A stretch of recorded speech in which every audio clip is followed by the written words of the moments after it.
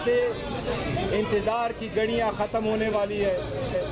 Supreme court के इस full court से हम उम्मीद लगाए बैठे हैं। ये पाकिस्तान की 25 करोड़ अवाम की बुनियादी हकूक़ का मसला, वोट का मसला है, जमहूरियत का मसला है, आइन की बालादस्ती का मसला है। हमें उम्मीद है इंशाअल्लाह ताला आज जज साहिबान कॉन्स्टिट्यूशन के रूह के मुताबिक इस पे फैसला करेंगे। हमें उम्मीद है इंशाअल्लाह हमारे सीटें मिलेंगी, हमारी सीटें जमहूरियत को मजबूत करेगी, ईमान को मजबूत करेगी, आवाम के वोट को बाला तर करेगी इंशाअल्लाह